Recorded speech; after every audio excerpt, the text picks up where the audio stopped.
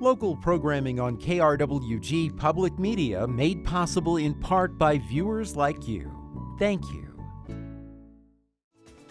This is KRWG Public Media, TV, radio, online. News that matters. Now, across the Mesilla Valley and the borderland, the stories that shape our community. From the KRWG Broadcast Center at New Mexico State University, this is Newsmakers. Thank you for joining us on this edition of Newsmakers. I'm Madison, Staten. Today we welcome the president of the Greater Las Cruces Chamber of Commerce, Debbi Moore. Welcome to the program. Thank you. Thank you for the invitation. So the Bureau of Labor Statistics reports that approximately 34% of New Mexico businesses had their operations impacted by the pandemic. Were similar trends seen in Las Cruces? You know, it's kind of hard to get the percentage down, but we have been impacted to some degree. If you're talking about the actual closing of businesses, we have unfortunately been impacted with that. And others are just struggling, continue to struggle to survive. So what would you identify as the biggest obstacle for businesses still recovering from the pandemic? So right now, I think the main thing is finding employees, getting employees back to work, getting people to show up after an interview and making that conversation and getting the staff so they can open full time. Many of our restaurants locally have had to close an extra day because they just can't simply get the staff.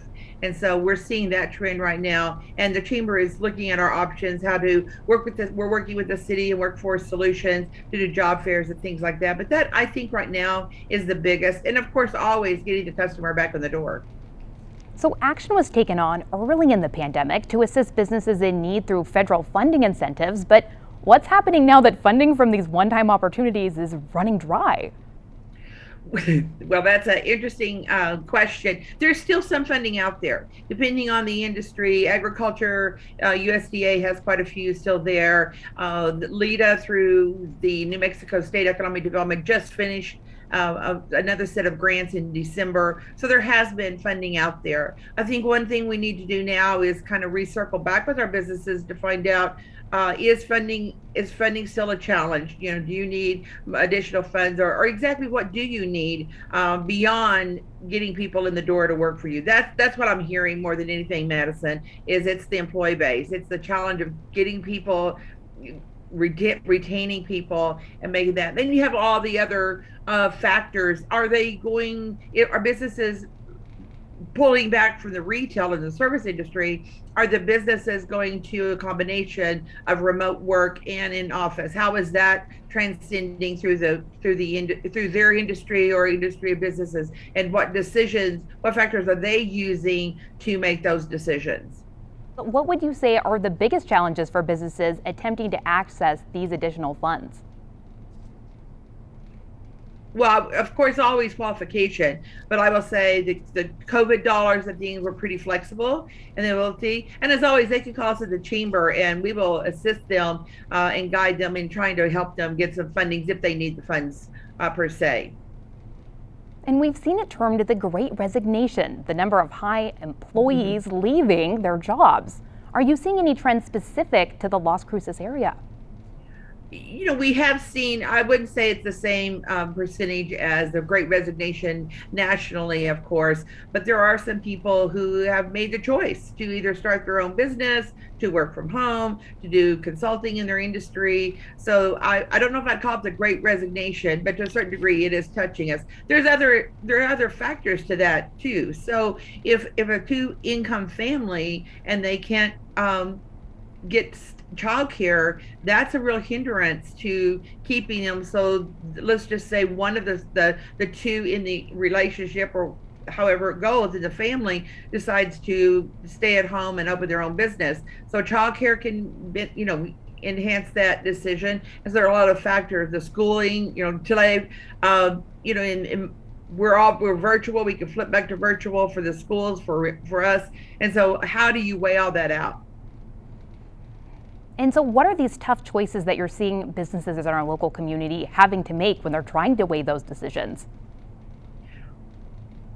Well, I think they are working with their employees. Can they do remote work?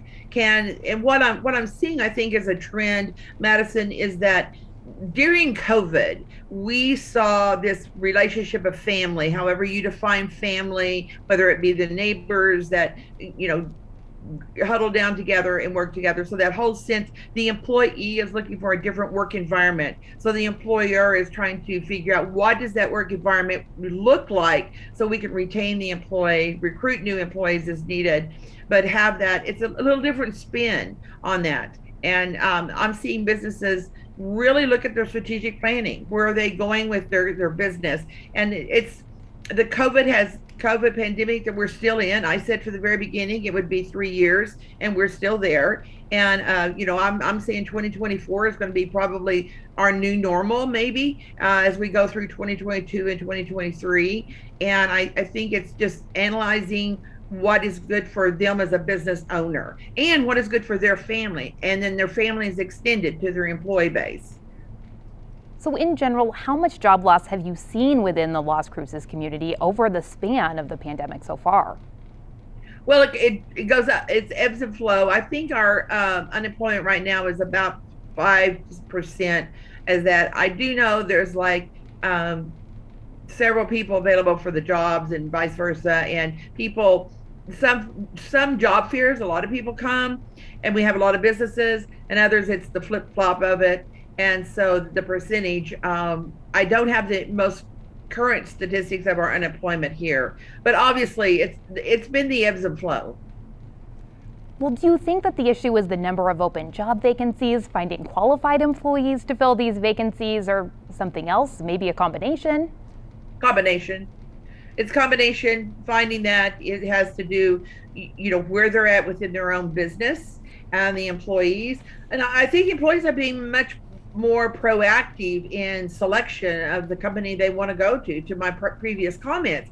I think they're looking for an environment, sort of that family environment of work, which I think is sort of a new type of philosophy, and that's a nationwide trend. In my conversations with my counterparts across the nation, this is nationwide. I was on a fellowship during the recovery on economic recovery with 41 other chambers across the nation, and now I'm in a fellowship regarding workforce talent with 32 others across the nation.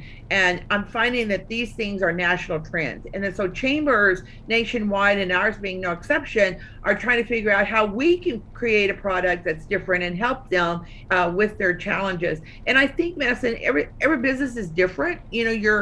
Your hometown, maybe your mom and pops that have 1 or 2 employees, may be different from your local restaurants, for example, that have 20 to 40, which typically could be your minimum wage, and getting them to stay. So I've had businesses say they've opened up and interviewed 2, 3, 4 people, hired one, they never showed up. So then did tier 2. So there's a lot of challenges on both sides. The employee is looking for something different, and the employer is trying to figure out what's going to cause an employee to want to come to work for me.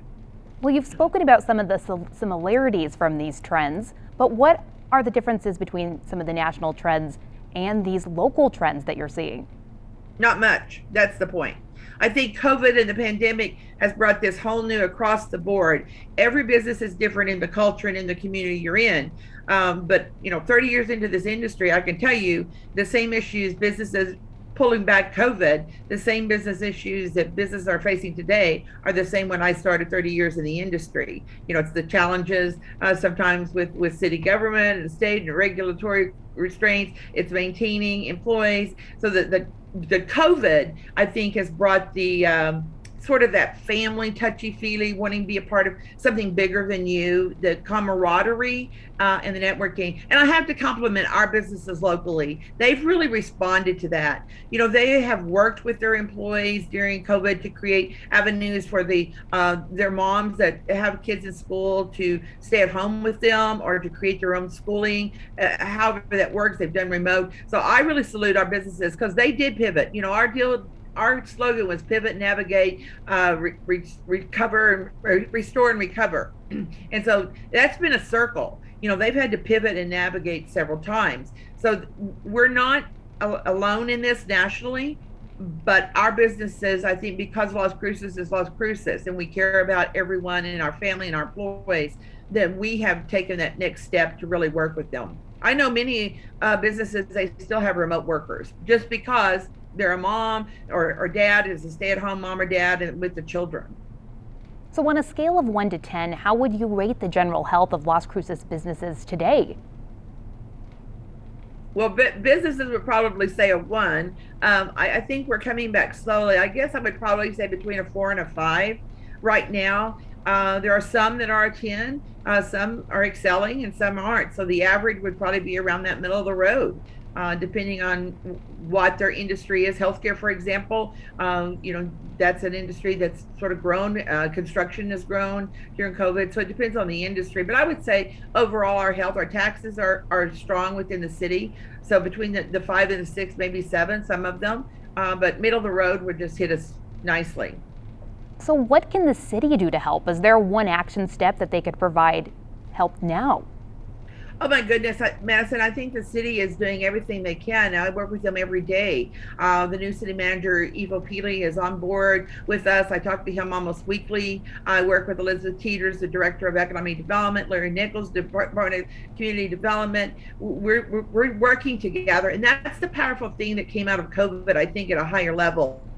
Is that the city, county, all of our organizations, the VITA, the chambers, that there's 3 of us in town, and all the providers, SBDC, all the lending people, West, where we all just decided, and we met almost weekly for a long time. I mean, we still meet at least once a month, if not twice a month, and seeing how we can do that. So we might not be considered that proverbial word business friendly to some businesses, but I will tell the public that we're doing everything we can. And I feel like as a chamber, my responsibility is to really bring everyone to the table so that we can communicate the challenges. And the city has, they're doing many things with us, with seminars and things of that nature. So working together, the permitting may not be as quick as we need to be or things like that. And every situation is different. But generally speaking, the communication is there and we're trying our best to help people.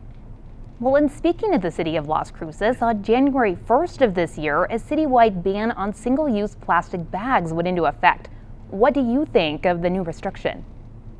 So we had no complaints. The restaurant industry is exempt. And for your viewers, we have reusable bags available to anyone that would like to come by the chamber and get as many as they want. So taking advantage of putting that logo on there, which a lot of people do, I've received no complaints from businesses or individuals. I know I forget and leave them in my car and either have to buy a new one or run out to take my stuff out and put them in the bags. But I've received no complaints.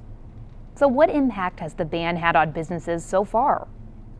I have not heard. Honestly, I have not heard. I think we started discussing this a couple of years ago, so I think businesses knew it was coming. Well, are there concerns from Las Cruces businesses over public safety in the city? Definitely. So one of the focuses that we just had a strategic plan recently from the Chamber Board, and certainly we are addressing with the city, with the police department on this. How do we stop this trend? How do we navigate this trend? You're going to be seeing new programs come out from the chamber where we and the police are working on some new initiatives, connecting their community police officers with their city councilors, with the businesses in our neighborhood communities, and really, number one, show appreciation to our police force, but number two, how do we address both the homelessness that we're seeing an increase in our community, and then crime, which are separate issues. And then, of course, Mr. Pili has talked to us greatly about reducing poverty within our community. So that is a priority of the chamber moving forward because it is impacting our businesses, but it's also impacting our employees, their employees, which goes back to our first conversation about how do we help our businesses recruit and retain their employees. And so it's a circle. Is it sort of a chicken and an egg? Sometimes it could be. But as we said in my native Oklahoma, we're on it and we're going to get her done. Well, at the start of the year, the minimum wage rose to $11.50 an hour. In what ways do you foresee that impacting the current labor force? Of course, any additional costs are tough for businesses. I will say that there are many businesses that have already been paying $11.50 or beyond. I know some restaurants are paying dishwashers 14 an hour, 15 an hour. So I didn't hear any complaints. It will go to 12 in 2023, and that's the last of the legislation that was originally, I think, in 2019 passed, and that's a federal. So there were some comments on Facebook before January about the city doing it. This is a statewide requirement that went up, and it was a four-prong advancement. So I think because of COVID, because of the challenge of getting employees, I don't think it was as impactful. We always face the challenge, Madison, of the Texas, El Paso area having a lower minimum wage. That is, it always is. And I always say I'm going to go to Texas legislation and be proactive in their increasing their wage to match ours. But it is a challenge, and it will always be a challenge until they raise their minimum wage. So speaking of being competitive, in neighboring Arizona, the minimum wage rose to $12.80 at the start of the year. So what more should New Mexico be doing to stay competitive with other states? You know, competitive is an interesting word, and we all know that, Colorado, Texas, and Arizona surround us, that the perception is, and their growth has been stronger than ours and their minimum wage. Being in the state since 1984, having been South, North, and South in the industry, I will tell you, I think one of the things we need to concentrate on in New Mexico is what we do have, not on what we don't have. And so many times we talk about the things that are our challenges, but we've got to figure out how to go over the challenges, but also talk about the beauty of our community, the sense in Las Cruces. Let's concentrate in Darien County and Mesilla Valley. Let's concentrate on the beauty of who we are as a community. And so we'll always be competitive. So I think from the state standpoint, we need to be more creative for our incentives.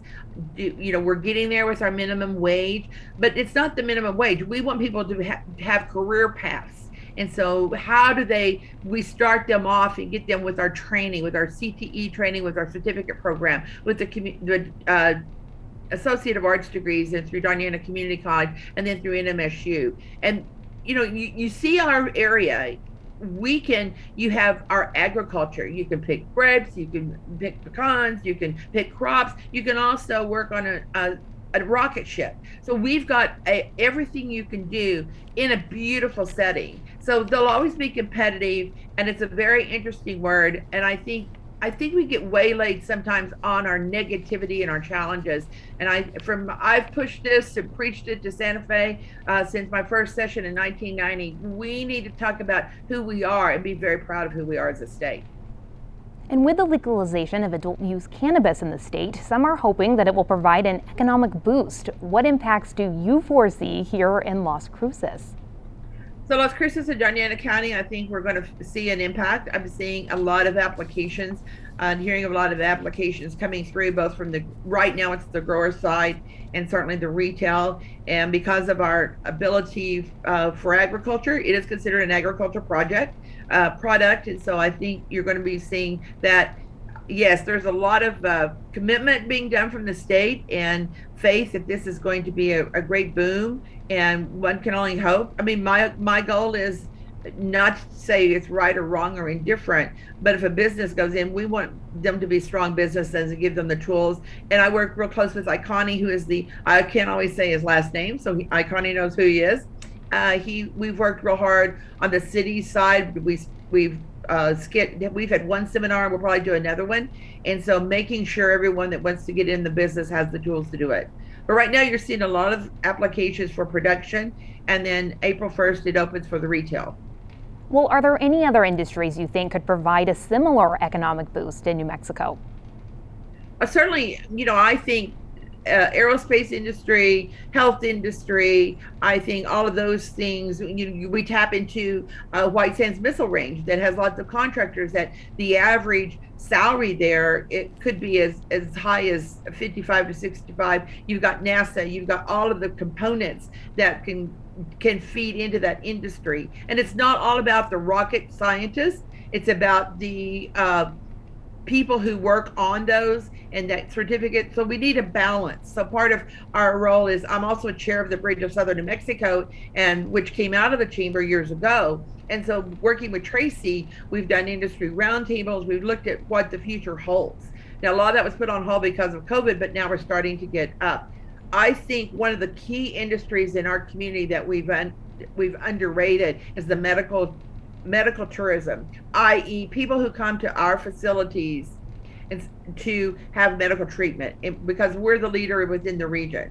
So our 4 hospitals here helps them to expand, but also there's a lot of discussion during the session this year about the nursing shortage, which is real. And we talk about competition with El Paso, Madison, that's a big competition. So how do we work on that? So I see several things. It's interesting in my career because sometimes what you think is an industry that's going to grow, in 5 years, you're going to look back and go, the one that grew, I never suspected. So it's kind of fun in my industry to kind of watch to see which one kind of holds off. I mean, we're national headquarters for Virgin Galactic. We're national headquarters for electronic caregiver. There's so many things that could just really explode, and we're on the map. I mean, it's pretty exciting. So how big of an impact do incentives really make in terms of jobs creation, like for these industries, for instance, Virgin Galactic? The incentives are huge because you're competing now with other communities, and Texas, they give big incentives. So that's where you've really got to make sure, number one, you sell who you are and what you have because businesses now, as they're relocating, number one, sometimes they have remote workers and they can work anywhere. And number two is what can you do, but they're looking for a community. I think more than ever in my career, I'm seeing that businesses that are relocating are looking for that sense of community for their employees. And 9 times out of 10, they're looking for that, not just for their individual employees, but collectively, how can their employees impact the community? So how is the Chamber of Commerce working to improve the health of businesses in 2022? But we are advocating for them every day at every level, all the way up to federal. We constantly are in contact with them. We listen to our businesses and our investors and members, we call them. Of course, we provide educational tools. We partner with others. We offer opportunities for networking. You're going to see some new programs coming out for 2022 because we want to be relevant. We want to be proactive. We want to make sure that we are responding to our businesses, but also make sure our quality of life enhances their ability to grow and prosper and be sustainable in Las Cruces. And we're the Greater Las Cruces Chamber, so we help those in Diana County too. So in Southern New Mexico, we want our area to prosper and grow and sustain. Well, what about legislative priorities? Have you yourself identified any personally that you think might help small businesses? So this year, we took a post anything that would add more taxes, more regulations to that. So I've been testifying. We did take a stand in opposition. They wanted to tax the flights for Virgin Galactic. We took a stand and that was tabled. We also took a stand in opposition to the Public Bank Act, and that was tabled as well. And that we feel like is an issue. Banking and financing is an issue that community banks do. But basically, we've been testifying against anything that would be a hindrance to growth and development within our state because of business. We have enough regulations. We don't need any more. Well, what would be your final message to our viewers today on the topic of local businesses here in Las Cruces? Shop local. Go into your businesses, get to know the proprietors, get to know people, spend those dollars locally because those tax dollars make a difference. Plus, you're helping them,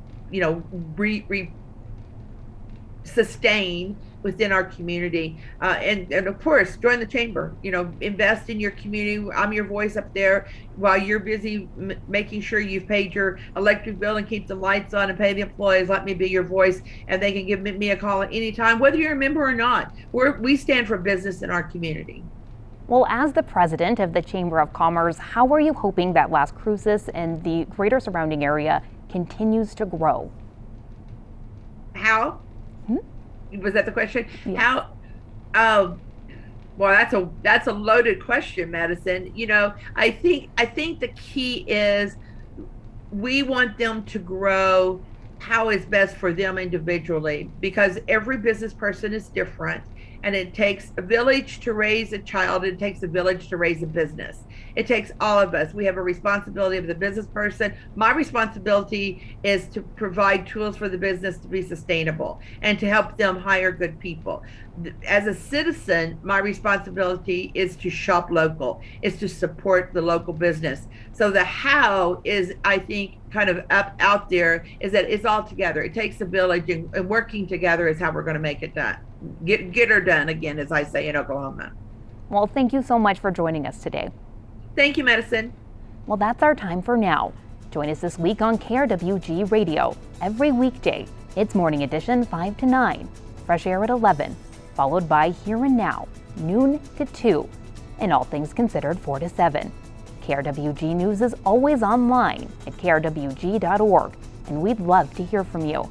Email us with story ideas and video submissions. The address is feedback@nmsu.edu. For all of us at KRWG News, I'm Madison Staten. Have a great week. We'll see you next time on Newsmakers.